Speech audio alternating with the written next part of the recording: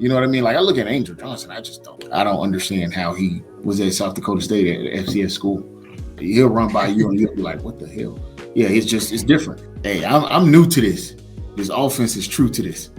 You know what I'm saying? Like you can look them up. Pierre Strong, Isaiah Davis, Lamar Johnson. All in the same offense, and we'll add another one this year with Angel Johnson.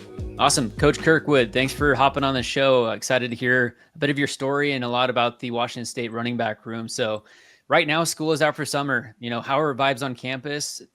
Spring ball wrapped up. How are things on the Palouse? I love it. I mean, it's a quiet town, but it's not too quiet, if that makes sense, especially when the kids get back in town. But I've just been getting used to it since I've moved here. I love the restaurants, love the food. I love the time change being from South Florida to kind of making my way up the Midwest to being West Coast now, and I'm enjoying it. What's your top food spot so far? So far, me and the lady went to Birch and Barley's. Yep. We liked that spot. That was good. The lobster mac and cheese. We just tried, and we Tokyo Soul. We did Tokyo Soul and had the beef bulgogi, which was phenomenal. Oh man! So a little Hawaiian barbecue.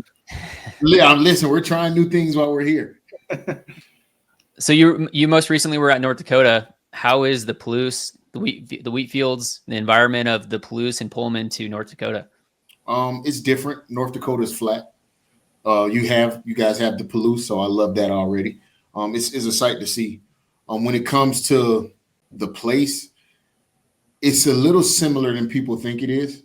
The people are very nice in both places. It's a little more catered to the college in both places. Here is different because I think football rules here, whereas North Dakota, you kind of got that hockey state. Yeah. But when it comes to just the environment, it's not as cold, but it's similar, and I'm enjoying it. Awesome. Well, let's back up and get into a bit of your story. I know you grew up playing football, obviously. You were running back in Minnesota 2010 through 14. Then you get into the coaching side of things, and eventually you work your way over to Washington State. Just take us through that journey and how you got to this point. Oh, man. I'm going to be honest with you. As much time as you need. I don't even know how that started, to be honest with you. Like I said, my mom loved the University of Minnesota when I went on my official visit. My dad loved it. It was totally my decision, but they played a big part in it. She felt that it was safe. She felt I can get my education. She felt that I can grow as a person there.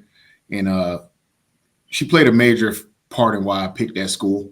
The coaches, of course, right? They were great, but my mom played a major part in that. Ended up going to Minnesota from 2010 to 2014, and that's when you didn't really have the transfer portal.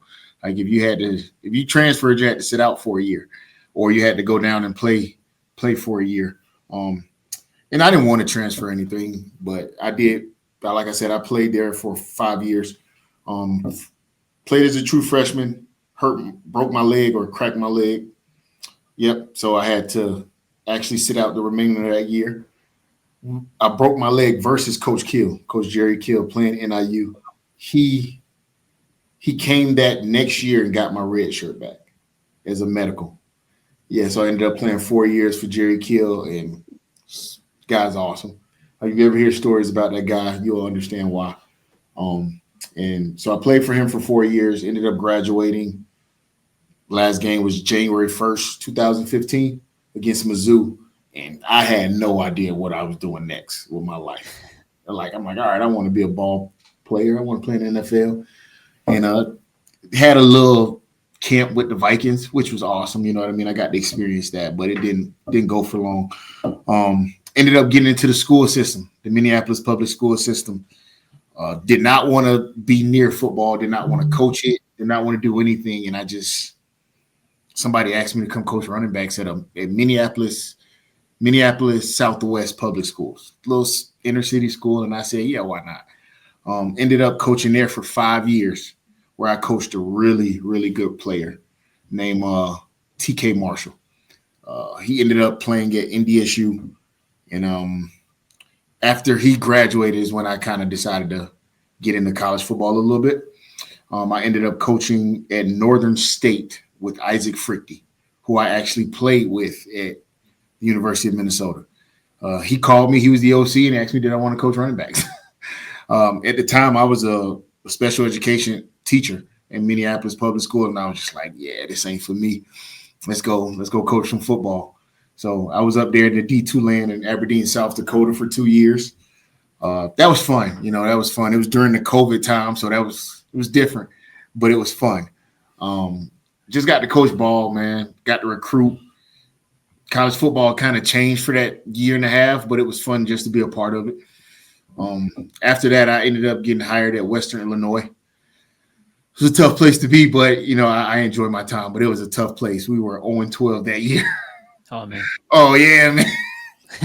You're probably not doing a lot of running. You're probably just hucking the ball down the field trying to score. That was a tough place, man, but I learned patience. I learned empathy. You learn from every situation, so that was fun. Not fun, but it was different. Then I ended up being blessed to coach at the University of North Dakota. Met awesome people, had an awesome time coaching the 2 years there. I'm actually coaching again with the offensive coordinator who hired me, Danny Freund. He hired me at North Dakota, and I'm blessed to be back here with him again. But I did 2 years up there. I coached some really good players who I enjoyed just kind of getting to know as people, not even just football players, just as people. So that was fun. And did a little stint at another university. You know how that goes. And now I end up here at Washington State, that is. So go Cougs. Coach, how interesting and unique is the football fraternity? It kind of seems like that fraternity was able to kind of slowly get you back into the coaching ranks. Is it tough to say no to guys you play with, and just kind of seeing how they're elevating themselves in the coaching ranks? I don't want to say it's tough to say no, but you kind of have this dependability on each other. And it always comes out. You know what I mean? I had a chance to coach at St. Cloud, and I turned it down. It was right before they ended their program. Then I had a chance to coach at Concordia St. Paul. And I knew both people that were hiring me. You know what I mean? Nothing bad about those guys, but it was something different when Isaac Frickty called me. You know what I mean? It's like, okay, I played with this dude. I bled with this dude. I worked out with this dude. I did a lot of stuff with this dude from on the field to off the field. This is my guy through thick and thin, like a brother to me. So when he called, it was just like, all right, this is what I've been turning this down a while. I ain't turning down this one. It was worth the opportunity for sure.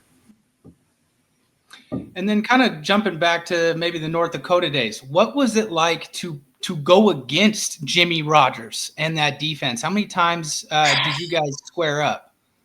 We squared up 3 times while I was in the Valley. So I played him once at Western Illinois, and I played him twice at South Dakota. When I was at North Dakota, he was at South Dakota State. And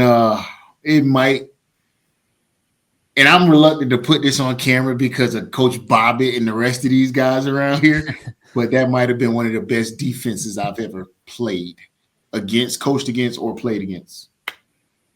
So what made it different? Their reckless abandonment for everything and everyone. I'm just being honest with you. They were not. Everybody flew to the ball, and everybody, excuse my French, would knock the piss out of you.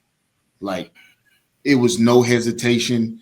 It was fun to watch if you weren't playing against them, but it was crazy to play against them. I'm gonna be honest with you. It was a really good defense.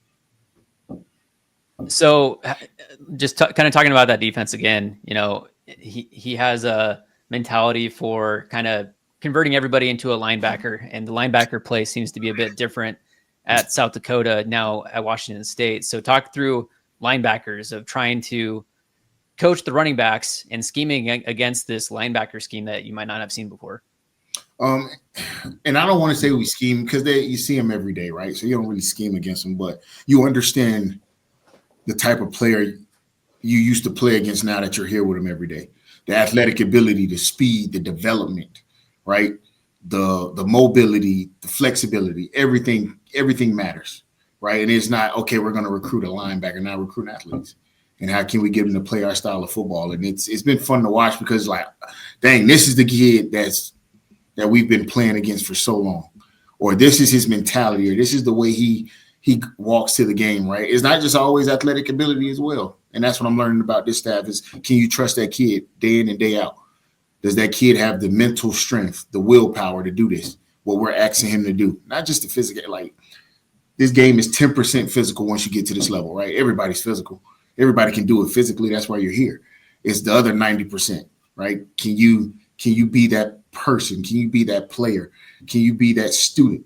Can you be that son? Can you be that brother? Can you be that teammate? That's all in that 90%. Take us through when he called you, bringing you out to the Palouse and offering you this opportunity. You know, what was that like, and what made that decision a yes? Straightforward. Jimmy is Jimmy throughout. Coach Rogers, that's who he is. It was straightforward.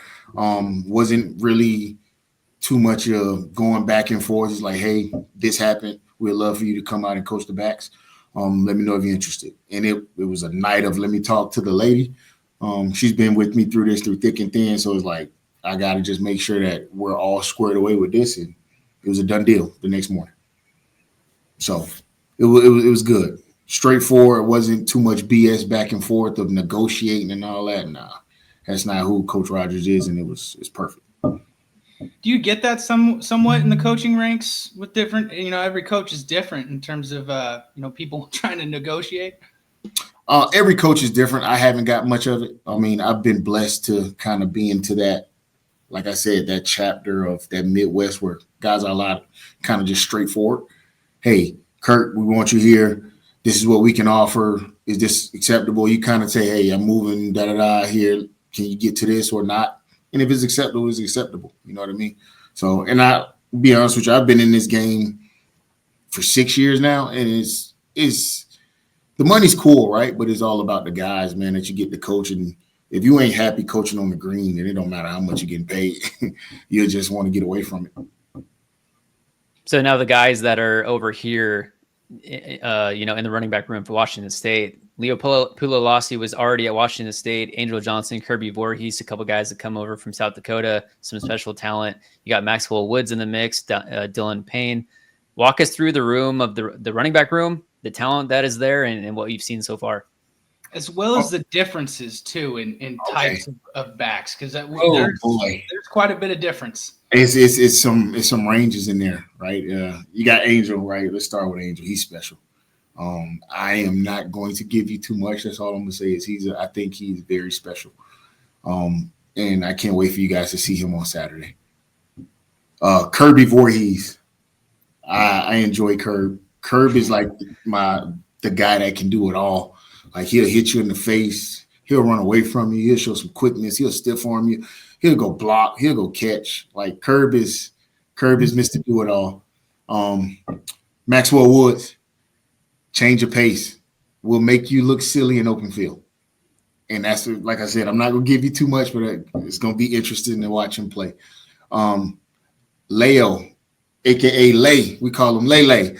Lele is Mr. Le'Veon Bell. The suddenness, right? He has this suddenness about him, this change of pace. He's a long strider, but he's also a slasher. So he's also that type of back. Then you got DP. DP's coming off an injury, but he's getting healthy. And he's we know what type of player he is from just hard-nosed, physical downhill runner. So he'll be fun to get back fully healthy, which he should be in a couple weeks here. You know what I mean? Yeah, I guess that was my follow-up question is, could we expect to maybe see him in fall camp, hopefully? Oh, yeah. I think 100%. I think he's getting used to running again. You know, just a little limp, but I think it's from weakness more than anything else. He's fully cleared, and he's doing everything with the team. So. And then you might not answer this, but with Mr. Woods, is there, any opportunities to see him in a return game format possibly? How can I say this? I think there's a possibility for everything with Mr. Woods. I do think that. I think it's a possibility with a lot of those guys. Now you have some experience with the Danny Freund offense. Yes. A lot of, Washington State fans have seen the air raid forever, and it's going to be a completely different offensive scheme now, moving to something more balanced, a lot more of a rushing attack. Can you walk us through kind of what that might look like and how we're going to implement the running backs? We're going to use them. You know what I mean? I can't give you too much, but we will use them. Like I think you'll see them in different packages, different schemes, trying to get the ball to them in different ways, using their athletic ability as much as we can. Like I said, guys, you've seen us at North Dakota together. You've kind of seen them at South Dakota with those guys. And, we're not going to take the identity away from this place, but you got to kind of put the ball on the ground a little more. We know that. And that's kind of our brand of football. We want to hit you in the mouth. We want to see if you can be physical with us. And that's for sure how we're going to run the ball. We're going to be physical, but we're also going to be dangerous at the same time. So. And then, Coach, there's just so much Midwest that's, on this staff. In terms of like recruiting, what areas are you looking to kind of be in? Are you guys looking to get into the West Coast as well as remaining, with your roots that you guys have in the Midwest? Yeah, and I think that's kind of the hard part in this game, right? You kind of go where you know and you trust people with players and authenticity. We're a little bit in Texas just because we've all been that way a little bit. I'm originally from South Florida, right? So trying to get Jimmy to let me touch in that area a little bit. You know what I mean? Not the whole team. Mike Leach did a lot of work in the state of Florida. Listen, that's all I'm going to say. That's all I'm going to say. So trying to get Coach Raj to let me get over there a little bit. But Texas and a little bit of Cali are my main areas. And then kind of whatever I can touch around here. A good follow-up to that is obviously the most recent news that we have. A invitation was extended to Texas State University, what people call as a sleeping giant, 40,000, base of students. The facilities are on par with some of the better G5 programs. How important is it to bring them in? But what is this going to truly do for recruiting? Because we've watched a few videos, and the most 3-star recruits come out of the state of Texas. So it is obviously a fertile state for recruiting. Yeah, it is. It's a huge state, right? Some of the places going to be overpopulated. Some of the places going to be underpopulated. When it comes to stars, you kind of get into it where you see 4 stars tank, you see 5 stars tank, you see 2 stars rise and be that guy. So you try not to look into that stars aspect. You look for players that you can develop and that have room to grow and that still have something in the tank with mobility and, like I said, flexibility and just improvement in general. Does he have the length? Does he have the size? So Texas is a good place just because of the size of the place, but you can find those kids anywhere. So the 3-star thing is always tough for me just because stars don't really matter. You got some of these kids paying for them nowadays. Well, I guess a better question would be, you were a player and now a coach. So I guess put yourself in a player's shoes in a recruiting room where, hey, this player's coming out of Texas. Is it important to have that opportunity to play there maybe twice every 4 years and have that in your conference? That's hard, man. That's hard because I didn't play. I don't think I played in Florida but once. So it depends. It's depending on the kid. You know what I mean? It's depending on their family. It depending on how big of a support system he needs on a yearly basis, right? My parents came to games 2 to 3 games a year, but I never got a chance to play in Florida but my last game. So I think it all depends, right? Some guys want to get out and go be their own person, their own man. They want to just kind of grow a little bit. And then you got some kids that they want that family base, and there's nothing wrong with it because we like you'll see kids around here every day, wives, kids, girlfriends. It's just family based around here. But some kids want to go home on Saturday and eat a family meal. Some don't. Like I didn't have that problem with not doing it. So it's a toss up, really, and it may mean something to some kids. It may not. That's a hard one to answer. Yeah, and we recently just got a commit out of Texas the other week from a running back. He had his visit late June, and we actually had Mike Sanjo on, who's a defensive lineman, and he said that the biggest propaganda out there is that there is a huge talent gap between these different levels, and that like somewhere like a Washington State, comparing it to like an SEC or whatever, he said they might just be an inch taller and 5-10 pounds heavier, that type of thing. Like there's not as big of a difference as people put out. Not at all. Not at all. And like I said, I got 2 running backs committed out of Houston. You had Gabe Wilson, and then you had John Hebert. I'm gonna be honest with you. I played in the Big Ten. Half the running backs I coach, 75% of them are more athletic than me. So I don't know anymore. Like I look back at my film and it was like, what the hell did they look at to recruit me compared to these kids? You know what I mean? Like I look at Angel Johnson. I don't understand how he was at South Dakota State at FCS school. Like, Built in the lab. Oh God, he'll run by you and you'll be like, what the hell? Yeah, it's different. So just gotta find him. Coach, I noticed you're holding the lumber in the background. Connor and I both baseball guys. Oh, let's go. Cubs, White Sox. I am not a baseball guy at all. It is a fidget for my office. Okay. And I got a club over there too. So when you guys interview our O-line coach, T. Lou, tell him I won that club in a punt contest. I don't golf. Now, did you participate in the softball game, or was it only players only? I did not participate. Just players only. Players only. They didn't want me to go. I'm like Barry Bonds. I'm going And I got one more thing. So Sure. when Mike Leach was here, he's talking about trying to bring quarterbacks here to lead the nation in passing. Now with the new offensive scheme, you're the running back coach. What would your pitch to a running back that's looking to get exposure and to put up numbers? What would you tell them about Washington State?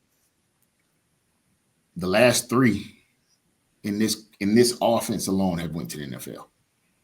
Like, hey, I'm new to this. This offense is true to this. You know what I'm saying? Like, you can look them up. Pierre Strong, Isaiah Davis, Lamar Johnson. All in the same offense, and we'll add another one this year with Angel Johnson. And it'll continue after that. You know what I mean? It's the work is put in for itself in the exact same offense. It hasn't changed.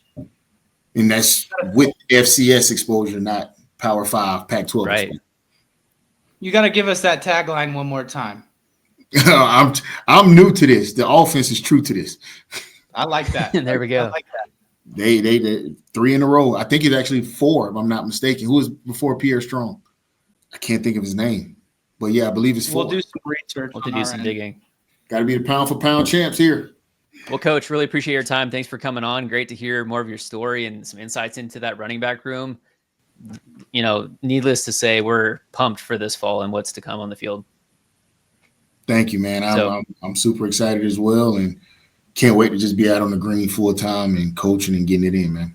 Thank y'all. Hey, it's Thank you. Go right Cougs. around the corner, baby. 9 more Saturdays without college football. Oh, I love that. That makes it so much easier. 9 more Saturdays. That's 9. easier. Thank you, Coach. Go Cougs. Thank you. Go Cougs.